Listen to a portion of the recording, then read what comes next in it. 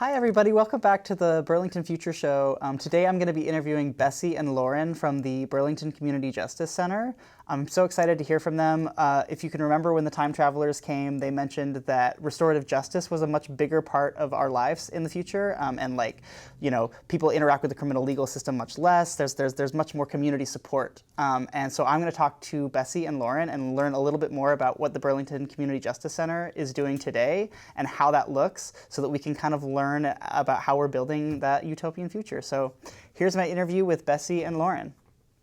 Kason was sad, he thought the present was bad, until some time travelers came and told him to be glad because the future is bright. He wasn't looking right, they gave a list of people doing good to get in his sight. And so now he's interviewing all the people he should know that are building a better world right now on the Burlington Future Show. Bessie and Lauren, oh my gosh, it's so good to see you. Thank you so much for coming to the Burlington Future Show. So glad to be here. Yeah, I brought you both here because I wanted to know more about the Community Justice Center. You both work there. First off, let me just ask how did the Community Justice Center get started? How long has it been around? So the Burlington Community Justice Center was started in 1998. And is still around to this day, obviously, and we've seen a lot of different iterations, a lot of different program offerings and funding streams, but all using a restorative justice or alternative justice model. Mm-hmm. Amazing. Would you add anything? No, I think that is great. Amazing. Perfect. We just got here, so we were not involved, but we were not there then. We're involved now. And that's what matters. So tell me a little bit more about restorative justice and what that means. Like, define that.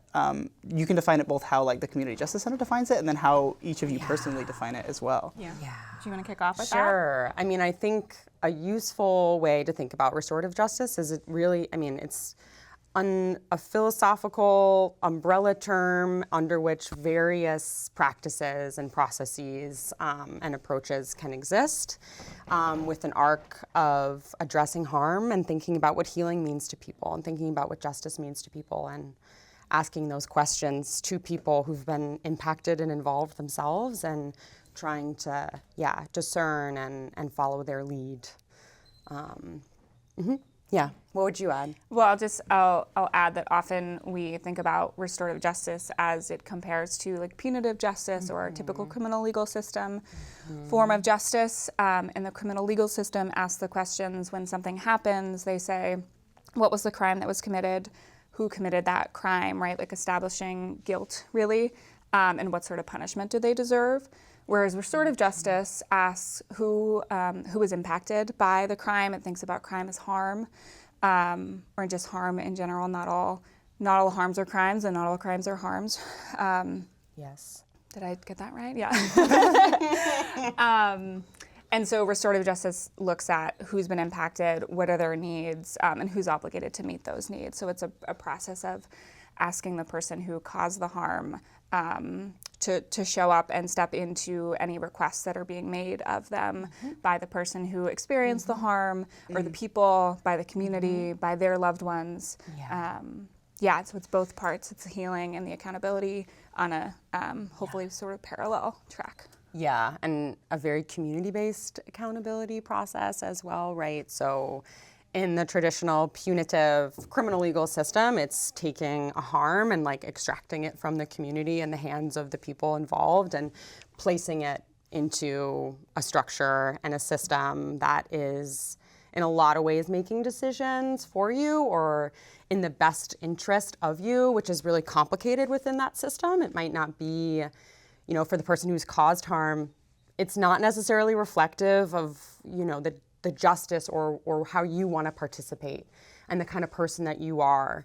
And we've seen that a lot. And then when there's this opportunity to really receive support, wraparound support, and of course that goes for the survivor or the surviving family and the families who've been harmed, where there's this almost this flooding of community and support and care, which is hard to do, and I think that, you know, we strive to do that to the degree that it's possible within our model. But this is all to say that it's really amazing to see when we kind of let go of control and give opportunity and give an experience, you know, back to the people who were most involved, what can happen. And people being like, you know, people really stepping into that. And it's amazing to see when we're not like forcing justice or forcing repair or, survivors being moved through the criminal legal system. Big sigh. That's, Big sigh. yeah, big sigh. I'll just add too that restorative justice is a model that can be used like across all levels of harm. The origins of our community justice centers in Vermont really focused on really low level harms or just crimes, like things like retail theft. And now there's more of a reckoning with this idea that really serious harm is a place where this model can be just revolutionary for people. Yeah. You say that you love restorative justice because you believe restorative justice has the power to move mountains. And I love that you say that because it's true. It's just really big things, really big, beautiful, complicated, emotional, like life-changing. So, and then life-giving. Wow. Yeah, we love it. We believe in it. I love that. So on like a practical level, like how does it look for the Community Justice Center? Like if I were to do a retail theft and then was, you know, if I were cited by the police or something, how would I interact with the Community Justice Center? What does that look like? We work at, I would say, like across all intercept points. So we take community referrals where people haven't had any sort of police, or maybe they've had police involvement, but it's really a self-referral where folks are coming to us because they're looking for support after they experienced a harm, or maybe they've caused a harm and they're looking to have some like accountability coaching and support. And then we go all the way through supporting people who are coming out of incarceration, who are being released from incarceration and are participating in a program called COSA, which is Circles of Support and Accountability, where folks meet with a group of volunteers once a week for a year to talk about what they need to re-enter into the community after being away for so long. And often those are often folks being released from incarceration for a violent crime. And so part of why I say that is because it can be hard to describe what it's absolutely impossible to describe, and we have this experience talking to people participating in processes where we're like, I promise I'm not being vague on purpose. Yes. It's just that the process is about the people at the center and what they need, and it's not just about the first harm or crime or the thing in front of us. It's also about the ripples around it, about the other people impacted, and about the institutions that failed you and didn't show up, and now you're in this place where retail theft is happening, or whatever it is. And trying not to collapse a context into a thing or an incident, but hold something that's more complex, that can see all those things. And that just sounds so kind of, what do you mean, you know?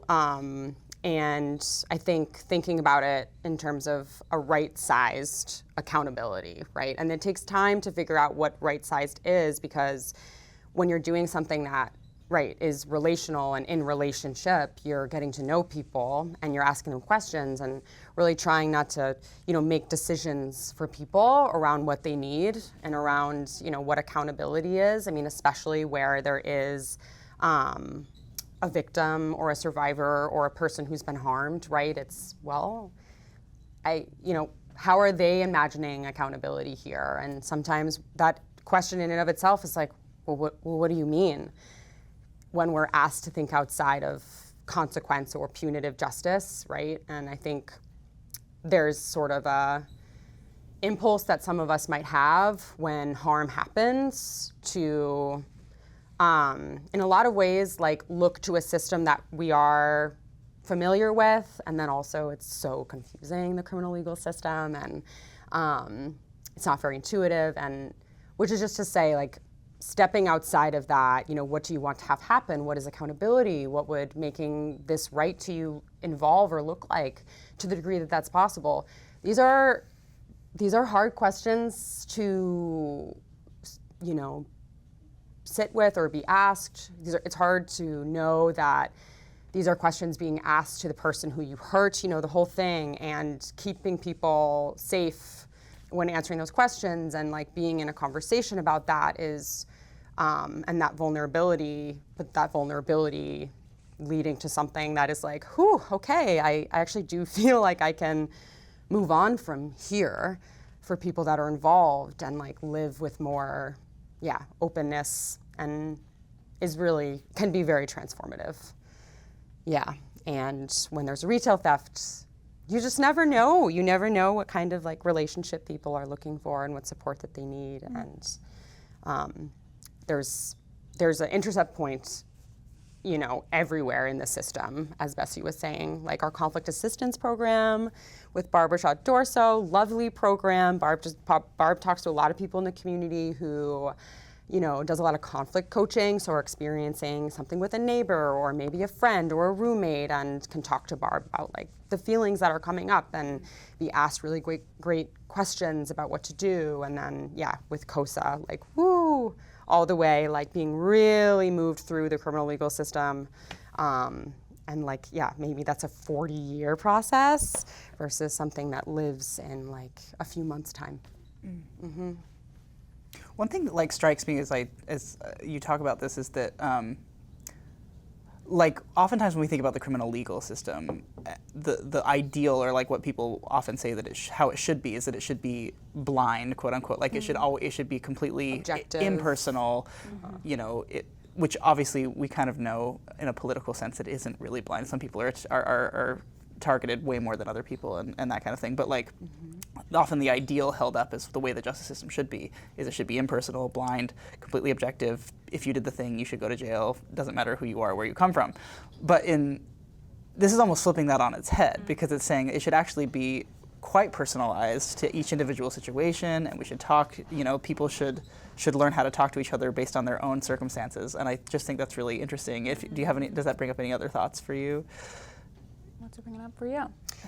I think when I think of this analogy of flipping something on its head, I agree. And I also think it's like beyond that as well, like not just turning something over and being like, what falls, but really like, what is also outside of that too. And like, I think there's a lot of imagination that goes into it, like this new world, this building, right? This utopia. It's like the visioning that goes into that, and the sort of like, how do we be with people after harm in this way that's not just, you know, control or make decisions for, is like, I'll say that. Mm-hmm.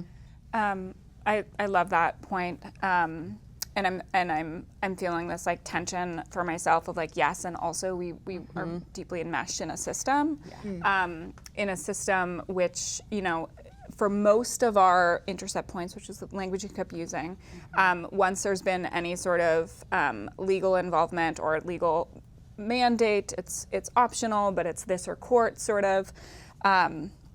Once that happens, what we have in front of us, what we're offered is a state-defined harm, right? So the state says, this is the, you know, it's called a simple assault. It's called whatever it's called, which we're given this black and white frame and starting point, and so then it's our work to unravel that and to see what else is there, what more is true, what maybe isn't true about what we're the sort of snapshot in a moment that we're seeing.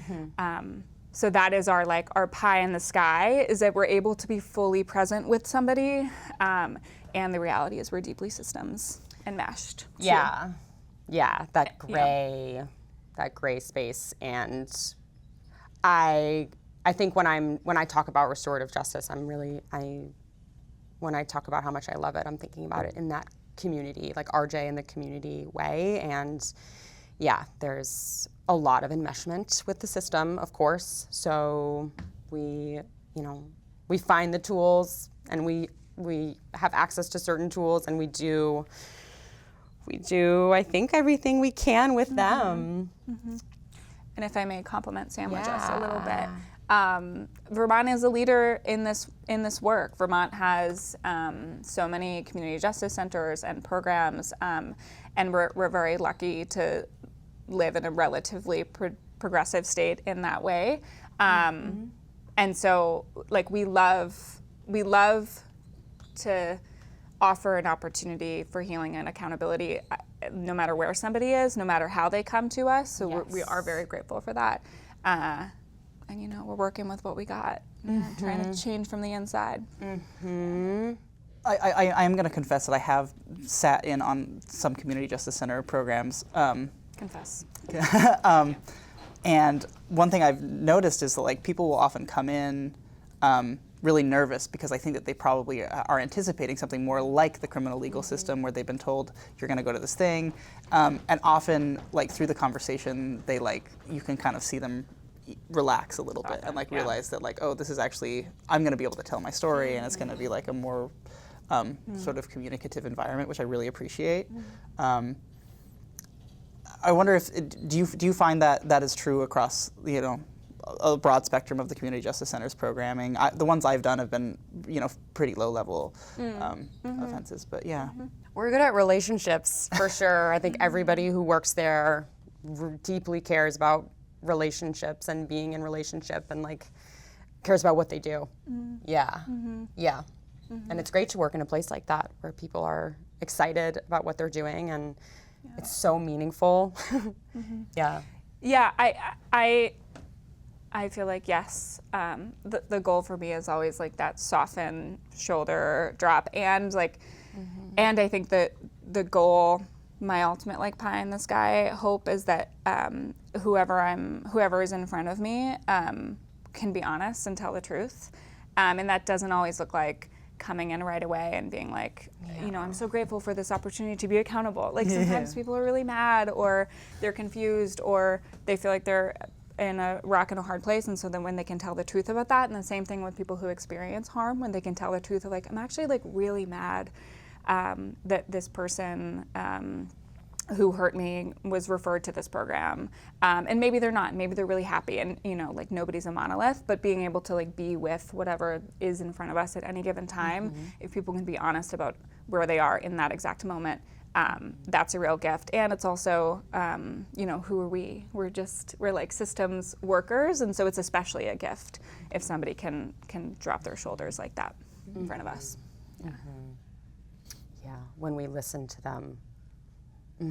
And also are present with our own stuff and edges, because sometimes it's hard to, it is hard work, right? And I think especially in the sense of what it may require of the people participating and being really present, like being really present with someone else and who's like really uncomfortable, who may not feel safe.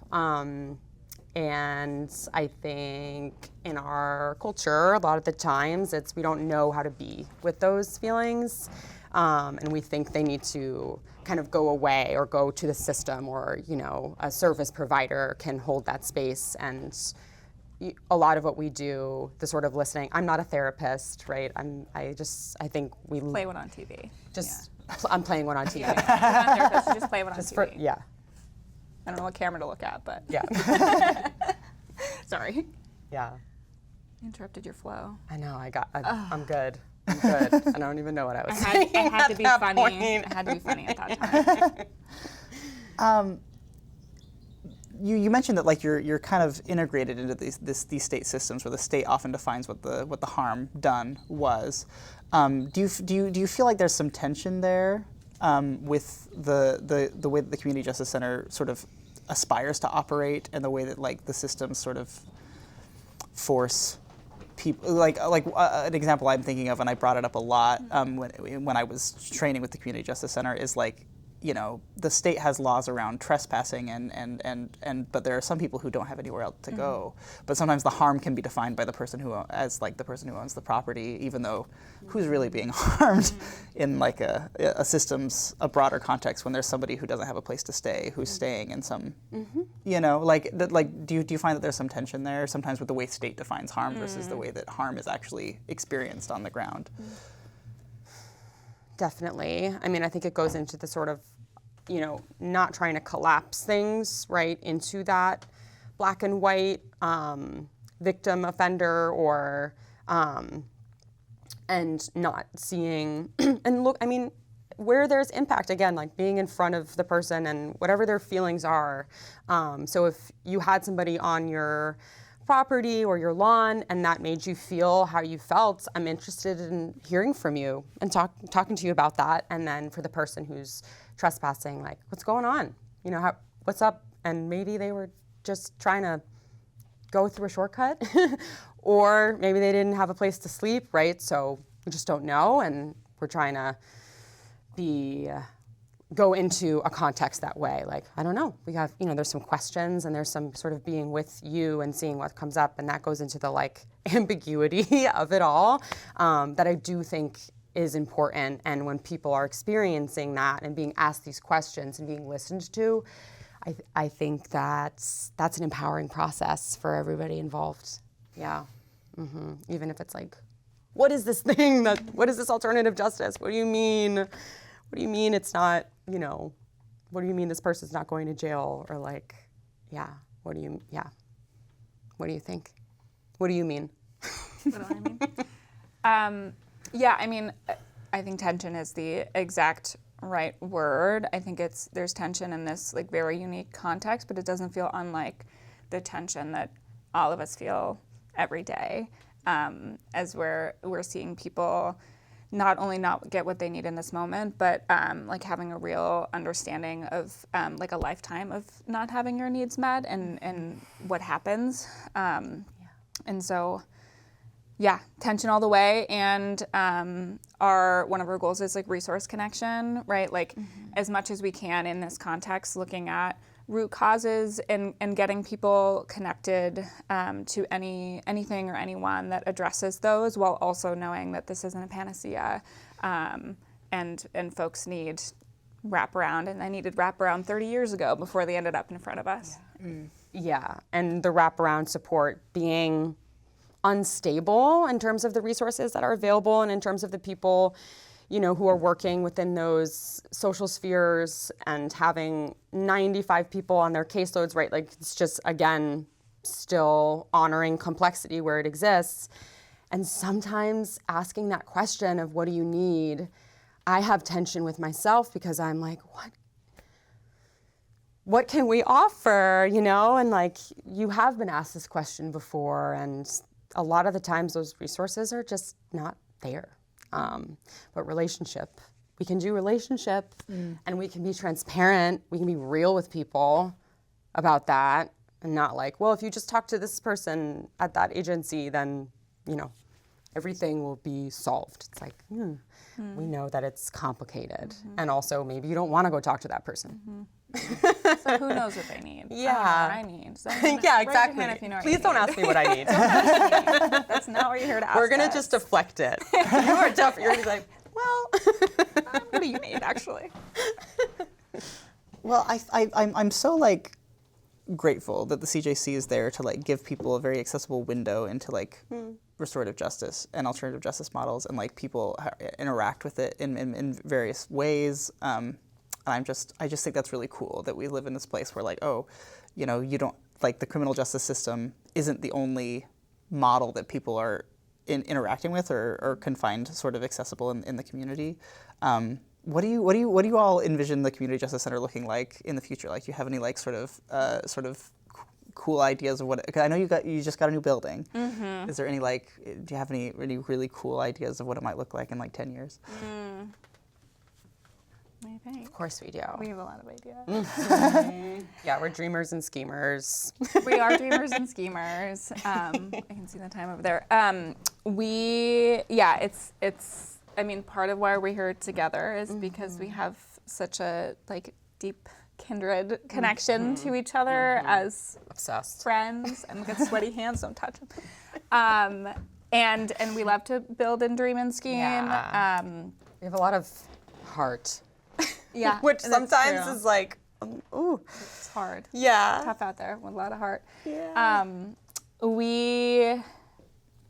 It's interesting because like, okay, so this is gonna be like, this is me and Lauren. This is not like the CJC asked Right. us to say. So I'll just say that like, on the idea of serious harm, there's been a lot of work and a lot of movement, again, a lot of reckoning with restorative justice as, with the idea of what restorative justice can make possible for people in cases of serious harm. And so we are, in the last few years, building out more programming. And seeking out so much mentorship too, and Yeah. receiving mentorship from, I mean, there's, awesome examples of restorative justice work in cases of serious harm in California, New York City, Minnesota, right? So just being engaged in this movement, I would say, and like having community around it has been definitely what we've been after. Yeah. And we care a lot about Vermont, and we care a lot about survivors, and we are like, okay, signed up for the hard work of offering more opportunity to people who've had their lives altered by harm and serious violence. And ideally more opportunity in an upstream way too, Yeah. right? Before police contact, which has its own sort of barriers, but really like we've got a lot of programming in that middle space of the police have referred you here, or instead of court, do this court diversion program, or but on the other sides, less. We have less in the community. The programming and not as much of it, I mean, as the funding will allow, essentially, right? Because we have people that we meet who have had their lives significantly altered by intimate partner violence, sexual violence, loss of life, right? And I think that's this really big thing. It's a really big deal. And when we think about the community justice centers, often, right, part of that origin story is on these these lower level crimes and harms, and building momentum to do more and more and more, right? So starting there. And I also really appreciate Vermont for taking risks, right? Because this work does feel risky, and being able to have the trust of like the legislature and people being like, okay, try that. And that's exactly what we're doing a lot of the times, is we're trying something on and trying to be reflective about it and adaptive.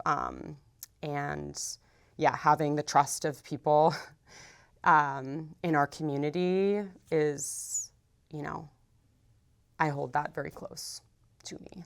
It's really important. So, but our dream for the future, let's get back to that maybe. Do we have to wrap? I think, I mean, I think that you kind of hinted at that the future might, just involve more, getting more people into the community justice center, even for like things that people might consider like, well, that needs to be a criminal legal matter. It's like, actually, the restorative justice model can be expanded to almost any harm done, or and I really love that. I love that vision. Can I add one more thing? The sort of like separate agenda is creating opportunities for people to address harm in their own communities, right? Like in an ideal world, we don't need to be there. I mean, we love it, so we want to be there. Yes. And it doesn't have to be my business. It doesn't have to be your business. Yeah. Yeah, exactly. Keep it like, if people want to keep things their own business and develop the tools, and that's a big part of the conflict assistance program that Barb runs. Coaching. And really just like more options, not fewer, I guess, is the ultimate for people to address. And not necessarily having to work with people that you've never met before, but either you yourself having the skillship to be with people in your community that have been harmed, or oh, I can, try this other thing. I can not call the police because I'm going to call my aunt or something, just something like that. And, probably, it would be lovely to just, in terms of a role for me, trying to support people in doing things on their own terms in the way that feels best for them. So that we're not in everybody's business. Yeah. Well, thank you so much for coming onto the show. It was so nice to talk to you and hear from you. I'm so excited to see what the CJC does and how it evolves. We're excited too. Thank you. Thank you. Wow, that was such a great interview with Bessie and Lauren. I learned so much. If you're interested in learning a little bit more about restorative justice and how the Community Justice Center works, you can always go to their website, which has been up on the screen. I'm really, really excited to see what happens with their new building and see how restorative justice expands into the rest of our lives and impacts Burlington going forward.